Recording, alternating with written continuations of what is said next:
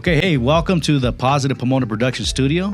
My name is Andrew Quinones, and we have special guest for our Pomona Promise Network podcast. Day one is in the house, and we have Mr. Daniel Fong and Mrs. Nikki. How you guys doing?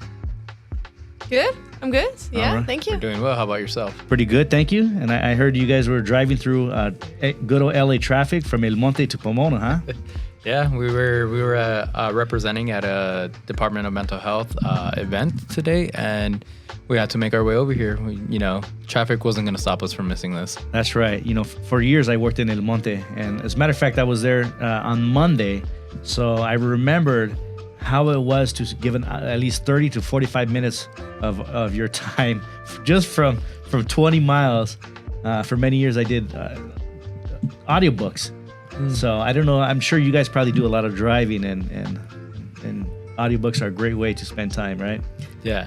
I listen to a lot of podcasts. Yeah. Oh, now you have podcasts so now, right? That's my thing to keep up with the news, or I don't know, like cool inventions or whatever. Yeah. Well, now that you're a part of this podcast, I'm sure you'll find yourself at one point driving in these LA freeways, and you'll listen to some of our Pomona Promise podcast, huh? Exactly. All right. So day one, I've known Day One for at least maybe 5 years, if not more. I've had some really great experiences, and I'd like you to tell us, Daniel, a little bit about the history and who is Day One, what do they do, and how do they serve our community? Yeah, of course. So Day One, we're a nonprofit public health agency. Day One actually started out in Pasadena in 1987. So we've been in the community for quite some time. And from my understanding, Day One was really a community response to the crack epidemic that was happening at the time. A lot of students were experimenting with drugs, were unaware of the negative side effects. So one of the local church and several community members decided to start this program called Day One. And eventually, the community needed more and more education. It became its own organization. And under the current leadership of Christy Zamani in the last 10 years, it's expanded from just being drug-focused in Pasadena to being health-related in the entire San Gabriel Valley. All right. So from Pasadena to Pomona, from P-Town to P-Town, huh? Yep, from one end of the SGV to the other. All right. So Daniel, what is your role with the organization? Yeah, so my role is I am the director of violence prevention. That's one of our newest grants that we have at Day One that's funded under LA County Public Health Department Office of Violence Prevention. And essentially what Nikki, myself, and our other colleague Monica focus on is we have a monthly coalition where we meet with community leaders and organizations throughout the San Gabriel Valley to come up with effective and culturally relevant ways to reduce violence. Specifically for this year, we're going to be focusing on gun violence. Great. Two words that stood out: effective and culturally relevant. That's important, right? Yeah, that's something that our executive director is really focused on because, as you know, prevention is not a one-size-fits-all. Right. Every community is different. Every struggle from every individual is unique to everyone. So we want to make sure that it's going to be impactful, that we make sure we're making a change, and that we're also doing something that is going to speak to our different cultures in the San Gabriel Valley. We're fortunate to have so many different pockets of different cultures, and we try to make sure that everyone's included when we come up with any programming. Wonderful.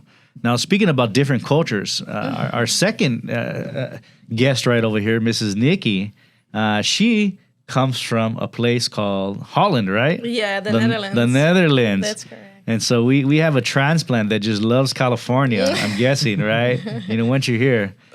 So Nikki, tell us a little bit about your role in Day One and what you do. Yeah, so the position is called an outreach and engagement coordinator.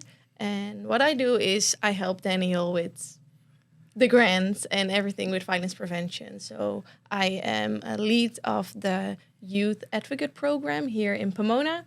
And I also develop curriculum, presentations for families, for young people to educate them about violence prevention. We do tabling events, outreach events to do all those things. basically. Wonderful, Yeah, wonderful. yeah. You know, I'm sitting here and I kind of trip out, you know, because my two guests right over here. His name is Daniel Fong. Now, again, if you're not watching the live video, you would have a certain image, I'm guessing, in your mind. Now, if you're watching the video, and for those who are not, I'm sitting next to a Chicano right here. It looks like, you know, I mean, another Latino American, you know, growing up in the SGV. So, and I see him, but when I hear the name Fong, it throws me off. And then of course Nikki over here, you know, we have that Dutch accent, you know, that kind of just sneaks on through, you know. So I really feel it's a great place to grow up in California because of the multiculturalism, and no matter where you're from, if you got something in your heart that motivates you to make change within the community, somehow California and the nonprofits always find a place that we could call home, right? Mm-hmm. Exactly. So for the listeners, Daniel, tell me a little bit about, again, the Daniel Fong. Yeah, no worries. You're a mixed race, I'm guessing, right? I am. My mom is from Guadalajara, Mexico, Jalisco, Mexico, and my dad is actually from Ecuador. So, you know, I am mainly Hispanic, Latino, but the interesting part of me where the Fong comes in is out in Ecuador, Peru, a lot of those Southern American countries. There's quite a big population of Asian South Americans that I would say have been there for decades. So, for example, my great grandfather, he migrated, from my understanding, to Ecuador from mainland China in his early 20s. I'm not exactly sure what age or what year that might have been. Great grandfather. Yeah. So I'm going to guess the early 1900s, like Yeah. the turn of the century, maybe, huh? Yeah, definitely. My dad's from the 60s. His dad must be from the 30s. So yeah, early 19th century, right? Yeah. I never really put that together, but yeah, you're right. Yeah, 100 years ago, that's when your family came. Yeah. Right. And just since then, the name has been passed down. And, you know, just I know it's not going to be the last time that I get this question, but yeah, growing up, most people were taken aback, right? They'd hear me speaking Spanish, or they would see me and they'd be like, no, you're not a Fong. The most interesting one was when I was in college at Cal State LA. First day of semester, I had a professor ask me to pull out my ID, my driver's license, and prove to him that I was Daniel Fong. Yeah. He, I guess, had an experience with other students taking classes for other kids or whatever it might be. But yeah, that was the most interesting one where they're like, prove to me that your name is Daniel Fong. Yeah. I remember, again, before we met face to face, I mean, again, we had probably been talking to each other for at least a month or two. Mm-hmm. So I had a totally different image in my mind. So when I met you, it caught me off guard. I was really surprised. And but I really think it would have been kind of a trip if your dad and mom named you Juan. Hey, what's up, Mom? Juan Fong? You know? That definitely would have been two completely contrasting names. Right. But yeah. I hope, you know, they thought about that before. I'll go home and I'll ask them later. Yeah. I'll pull them up on the phone and be like, hey, why Daniel, right? Right. Yeah. So Nikki, tell us a little bit about your journey here to Southern California. Yeah. I came 1.5 years ago. So it was in 2021, and my husband, he got a fellowship at UCR Riverside to do research there. So I joined, and then I wasn't able to work in the beginning, so I did volunteer work. We love volunteers here at the Southern California Service Corps. Exactly. Yes. I did it in a botanic garden, so it was really different than like nonprofit work or this work. And then my visa got accepted for me to work here as well. And I worked in the Netherlands for a nonprofit for 5 years, mainly focused on youth participation and student participation. So I was kind of looking for a little bit in that line, right? So that's where my passion is: working with students, listening to them, hearing from them what's going on, and trying to get that information and influence or persuade adults like this is what the youth is saying, and it's a good thing to listen to them because they know what's going on, right? They are seeing things that we are not seeing. So I found that here at Day One. So that's really nice. Nice. Yeah. And where in the Netherlands are you from? I lived in Utrecht. That's in the middle. Say that one more time, real slowly for us Californians. Utrecht. Utrecht, yes. Yeah. But my my office was in Amsterdam. Okay. And probably everybody knows Amsterdam. Sure. I've taken at least 3 backtracking trips to Amsterdam. Nice, So I've been there winter, spring, and summertime. Oh, great. And I actually met, I like to talk to people. So one of the last trips I took to Amsterdam, I was able to interview a number of nonprofit type people in Vondel Park. Oh, nice. So it's there definitely seems to be a lot of people that are focused on that type of work, that care enough to lead a life of helping others. Yeah. Over there. Do you remember the names of the one was in particular, the one that sticks in my mind was a group that would work with women that were immigrants, in particular maybe from Morocco or somewhere in Northern Africa. Okay. But they would help with domestic violence and in particular, again, a lot of the women, I guess, that migrate to Amsterdam from North African countries can be very much taken advantage of and also feel very alone and out of place within a new country. So there seems to be a lot of groups that are supportive and that work with immigrants that are coming in to help transition them into the community, to be good members of the community. Yeah. Yes? Yeah, that's awesome. Yeah, all right. Well, let's get back to Day One. But before we get back to Day One and learn about what they're doing, we're going to take a short little station break. And then when we come back, you'll learn more about all the great work that Day One is currently involved in. All right.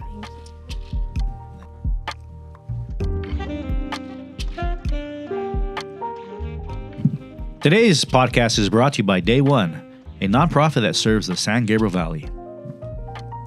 Hey everyone, dropping in to share some information about Day One. If you'd like to learn more about what we're doing, you can follow us on Instagram at Day1Do. That's DAY, the number 1, DO, or on our violence prevention Instagram page at One Village SGV, where you have 3 offices, one in Pasadena, one in El Monte, and one here in Pomona. And we also have our website, goday1.org. See you there.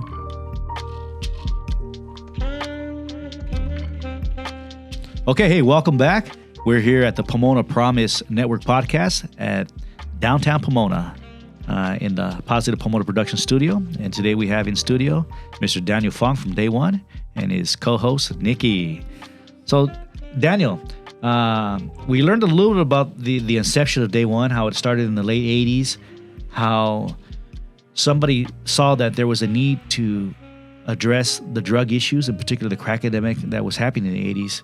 But over the last 20 years or so, that it has really grown the services to include violence prevention and a few other things.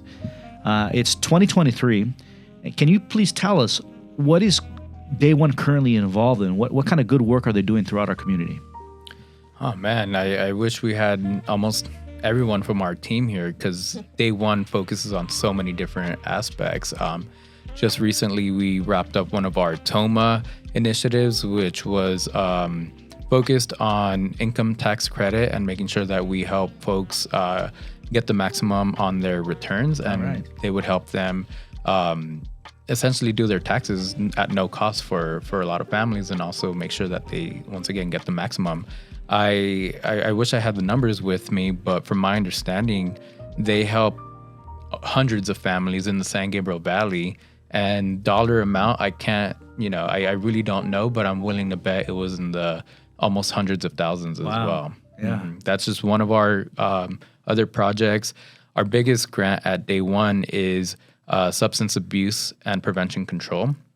I was actually on that grant for a few years, focusing on DUI prevention and education. They're doing a lot of great work. They just recently hosted a press conference in San Gabriel for National Prevention Week, which is actually this week. And that's focused on, once again, helping folks learn about the dangers of drug use. At this press conference specifically, we had Congresswoman Judy Chu come out and speak as her experience in San Gabriel Valley. We also had someone by the name of Dominic Corey, who is the field representative for Assembly Member. Man, I am blanking on this name. I know we can cut this. What district is he out of? More towards Pasadena or over here? Portantino, there we go. Portantino. Yeah. Okay. Assembly member. Okay, let me start that up. So at this press conference, we had several guest speakers like Congresswoman Judy Chu. We also had Dominic Corey, who is a field representative for Assembly Member Portantino. And a lot of great speakers, a lot of organizations, and also students sharing their experience with drug use as well. So another side of the work that we do, as I mentioned, over 10 years, we've grown. In the past, we've also had some nutrition education workshops. As I mentioned, our violence prevention is some of our newest work. One of our longest contracts at Day One as well has been centered around tobacco education. So my coworkers, Alicia and Dominic, they're currently working in the Pomona, San Dimas area, but previously they've done really great work with multi-unit housing policies in Sierra Madre and Pasadena and other cities, I would say in the East San Gabriel Valley. One of our other newest grants, which I apologize, James, if you're listening to this, I might butcher it, but it is centered around watershed and conserving rainfall water. So interesting. It's one of the most interesting projects that we are working on. I know it's a pretty big project. He manages the needs of the community with I would say high up folks that can really pass some strong laws as well. That's interesting because, when we think about Southern California, we don't really think about a lot of water coming down. But however, this last year, 2023, we've had quite a bit of water. And so Day One, going from a substance abuse kind of prevention agency to now even focus on watershed issues, that is quite interesting. And I could definitely see how all things are related, whether it be health, nutrition, violence prevention, substance abuse, how to make a whole person happy and joyful without all the dramas of life. You need to have a very rounded type of education, right? You have to have understanding of different aspects of life, right? So, Nikki, what about you? What are some of the things that you find, I guess, most rewarding about your work these days? I think my contact with the students. So I try to, every week we have youth advocates in Pomona, and I developed a program. So normally they get presentations about all the things we do at Day One, or we invite guest speakers so that they are more educated about things that are going on in Pomona, or we learn them skills or those sort of things. But what I lately tried to do was to also teach them a little bit more to be more critical citizens. So I challenged them to come up with an own project, to come out of their shell, right? To interview residents about problems, and that it's scary. It's scary to speak to strangers, but that's the more important, I think, for them to learn those skills. And I try to make those days really interactive. So it's not only listening to what we have to tell them, but it's more about, okay, what are your opinions? What do you think about this problem? Or what do you think is the best solution for this problem? So I try to teach them those kind of things, I guess. Yeah. Critical thinking skills. Yeah. It's very important, right? Right. I think so too. Last week I had a group of students here in the podcast studio, and we're talking about their thoughts about green spaces, parks, and community gardens. And, one of the things I think about when I work with young people in particular, and since you guys also, I'm pretty sure perhaps you feel the same, is that it seems that at least within the last 100 years, at least 100 years, a lot of the movements that created great change within our society and with our culture have been driven by youth. Exactly. Yes? Yes. Right. Yes. And so to find ourselves as as adults, as caring adults that want to live in a better world, taking on the career where we spend time with transitioning age youth to help guide them and to nurture their talents and help them to create a better world for all of us to live in, yes? So, Daniel, what is some of the most rewarding work, the rewarding things about your work? Yeah, so I think kind of building off of what Nikki said, it is definitely working with youth. As a matter of fact, I was a youth advocate at Day One Pasadena when I was in high school. Okay, all right. Yeah, so full circle for you, Daniel. Exactly, full circle. I have the opportunity to pay it forward. Yes. And I get to basically be on the opposite end and see the students grow up and be the young leaders of the future as well. As we mentioned, Day One started to help youth prevent them from drug use, right? So although we work on very different topics around public health, I will say the core aspect of our organization is youth development and leadership skills, right. Teaching them how to be advocates for themselves and learn that nothing's impossible. If you plan, if you organize, you can change the world. It doesn't matter how young you are, right?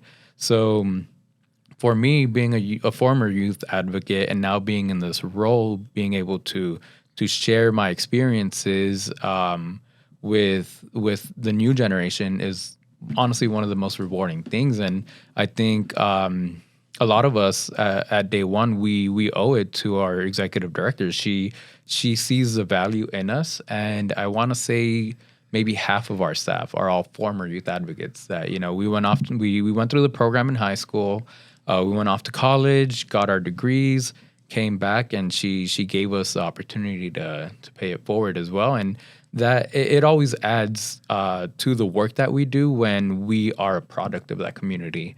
I grew up in Pasadena. However, I had family out here in Pomona. We had relatives through La Puente, El Monte, different areas. So I'm very much a product of the San Gabriel Valley. And I know one of our newer coworkers, Mario, he's also from Pomona. So that's one of the things that we try to do at Day One, or our executive director does, is she really wants homegrown leaders to be the ones who essentially pass the torch to our future generations.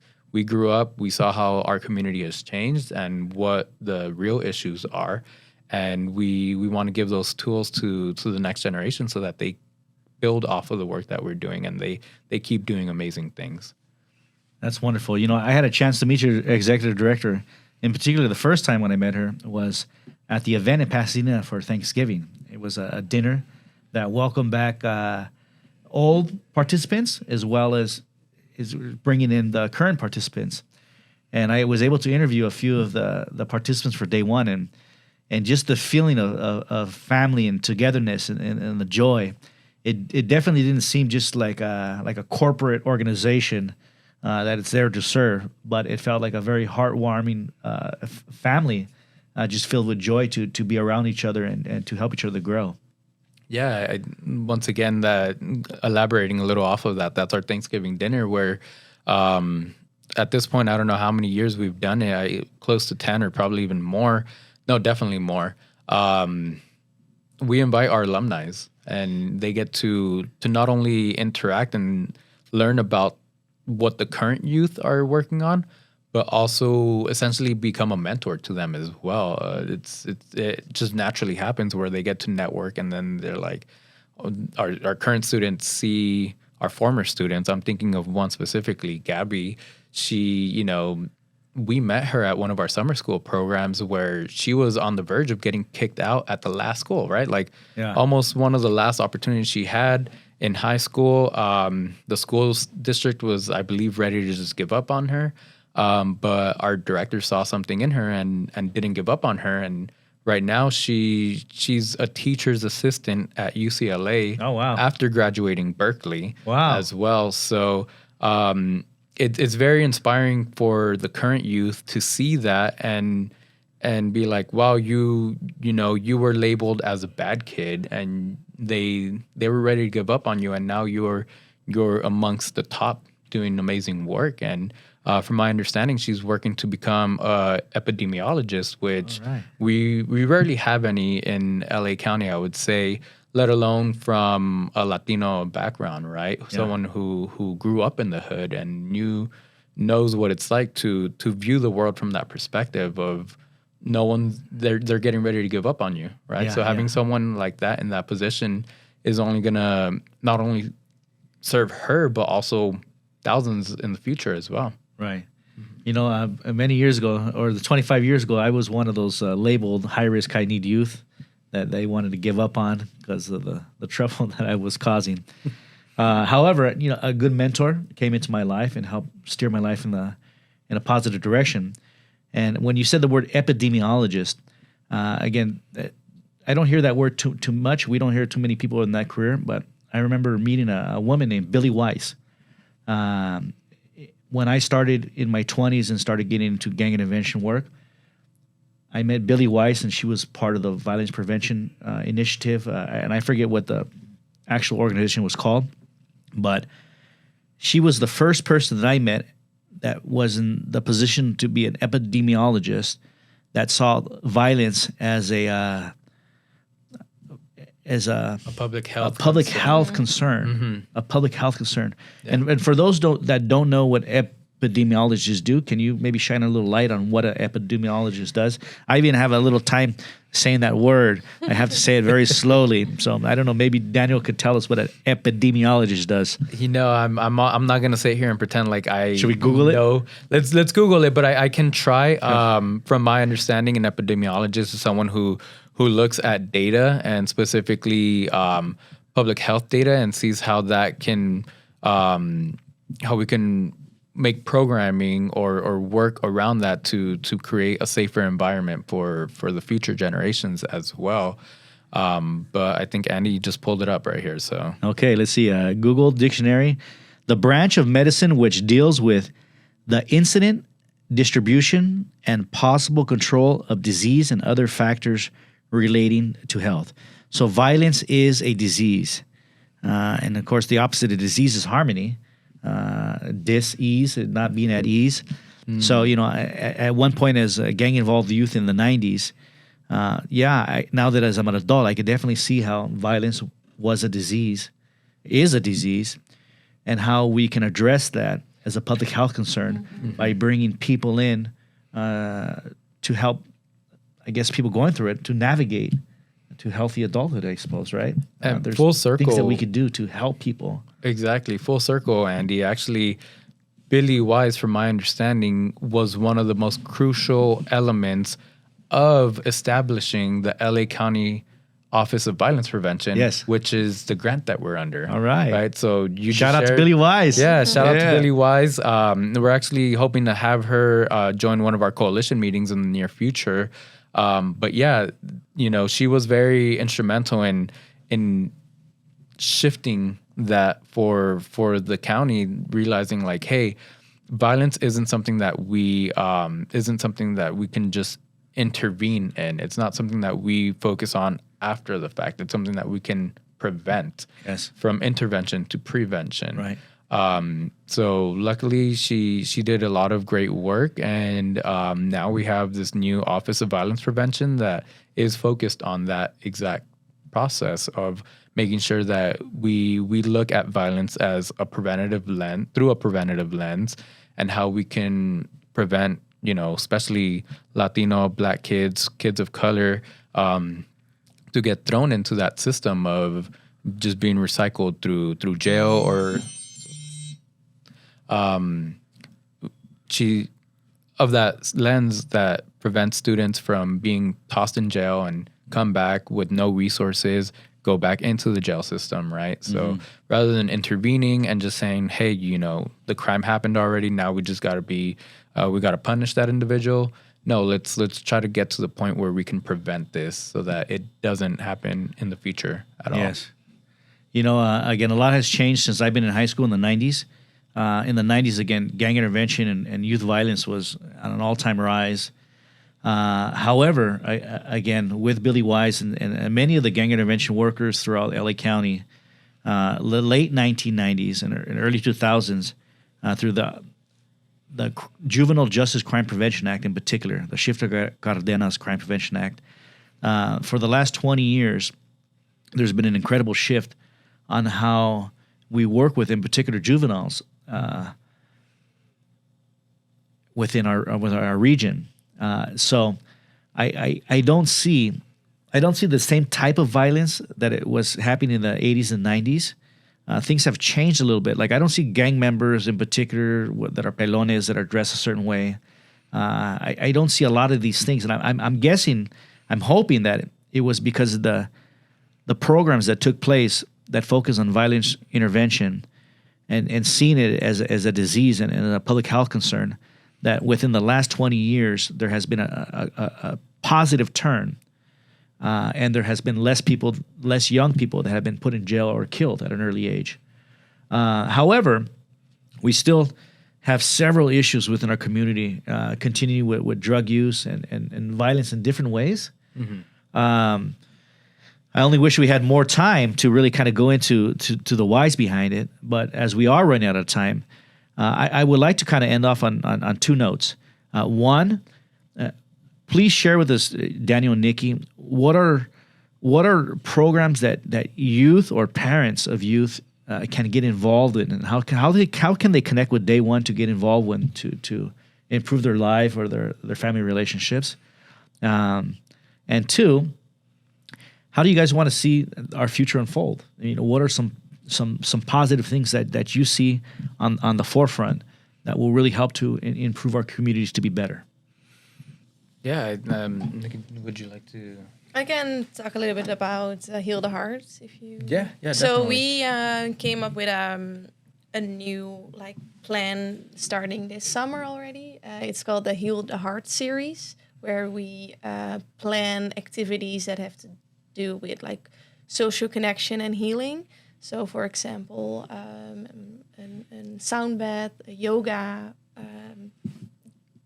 Dancing, painting, indeed. So all things where people can meet each other and connect with each other, be with each other in a safe space.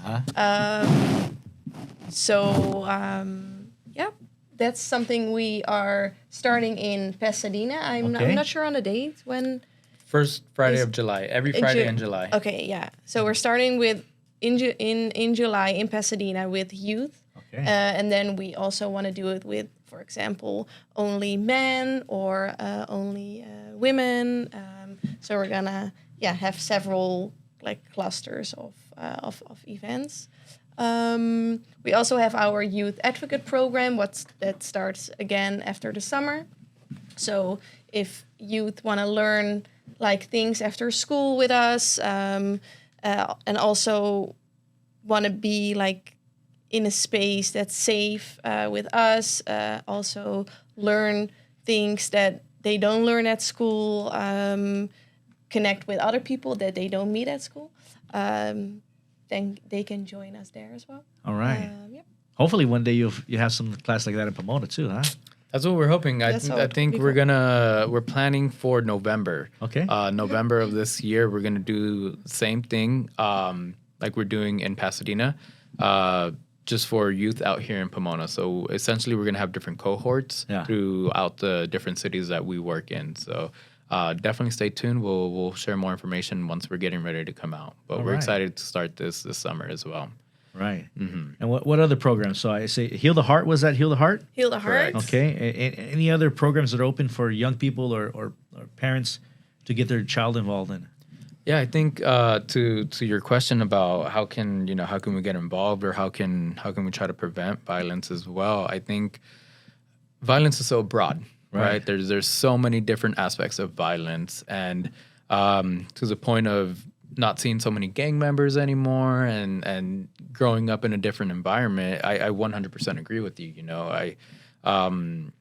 I might be hard to believe, but Pasadena does have some hood areas too, right? It's like P-Town over here. Exactly. So I remember, walking home from school sometimes where I would have to avoid certain areas because I knew they were gang affiliated, right? I didn't want. all jokes aside, I didn't want no smoke, right? Right. So Now what we're seeing is a lot of the violence that happens is either underreported, which I'm Yes. sure was happening back in the day too, right? Or it's just happening online as well, especially Yes. when we're talking about youth. We've all heard the term cyberbullying. Um, I think, in my personal opinion, it just has this connotation to it, like cyberbullying, like, oh, just get over it, like, sticks and stones may hurt, that Right. type of saying. But the effect that it has on students, on their mental health and their self-esteem, is something that I don't think we have enough studies on. We know mental health is important. We know that youth at this age are very susceptible to anything and everything, right? Yes. But small comments here and there from their peers, or being tagged in memes that might be, bullying those kids, for lack of a better word, affects them. And because they're students and they're young, they don't necessarily know how to express themselves, and they hold a lot of that in. So what I would recommend to families or youth out there is get involved, get those students to any sort of organization. The San Gabriel Valley is full of them. We have not only Day One, like we want to share the wealth with others. There's NCADD, there's Prototypes, there's Young and Healthy, so many different organizations throughout the San Gabriel Valley. So just do a Google search, youth, leadership, after school program, even Boys and Girls Club. That's one that's very, very readily available. But I say that to say, as I was a former youth advocate, there were things that I shared with my mentors or the folks at Day One that I would have never shared with my parents, because as a kid, you're scared to tell your parents. You're like, man, I'm gonna get in trouble if I tell you what I really did or what happened here. Having that outlet to be able to share the way you're feeling to someone who isn't your family, who can't, quote unquote, get you in trouble, is necessary for these kids. They need this healthy outlet where they can share. So that's what I would like to see, a lot more youth involvement, and not just the youth, but also family involvement. Like we're all glued to our phones, our devices. They're extremely helpful, but sometimes we miss that connection of just saying like, hey, how are you doing? Yes. Right. So just sitting down with your parent, with, if you have children, whoever it might be, just doing that quick mental health check. Like, how are you doing? How was your week? And trying to go deeper than, oh, it was okay. Like asking more questions, like what else can we do? And just taking advantage of a lot of free events. I can't tell you how many organizations out there are doing great work throughout the summer, all year long, that are completely free and open to everybody. But whether it's just promotion or other plans or whatever it might be, just seeing a family come out to a movie night that we host and having them connect during that hour or two that they're there is much better than just, everyone being off in their separate rooms, on their phones, playing video games, whatever it might be. There just needs to be more connection, I would say, amongst families and others too. So that would be my hope for the future. That would be my recommendation of how to get involved and how to do different things too. Like, just do a Google search, see what else is out there, and attend some of these free events. I just thought an idea came to my head. It'd be nice if there was an app or a website that was called Free Events Southern California, where we could just look at one place and we would all input our information, because you're right. There are a lot of wonderful events hosted by nonprofits and other organizations that you could really have a good time culturally in Southern California without having to spend too much money. Now, please, as we end up, let the audience know what is the best way to get a hold of you guys. Is it through email, their website? You guys have a place for them to visit? Share that contact information for the community. Sure thing. So we can share our emails, and then we'll share our social media handles as well, because I think that's another great way of not only, like I just mentioned, having folks know what we're working on, what events are coming up, but also just a quick DM, right? It's the direct message through Instagram. We'll get that. We'll make sure we respond. But my email is Daniel, DANIEL, at goday1.org. It's all spelled out. So that's GODAYONE.org.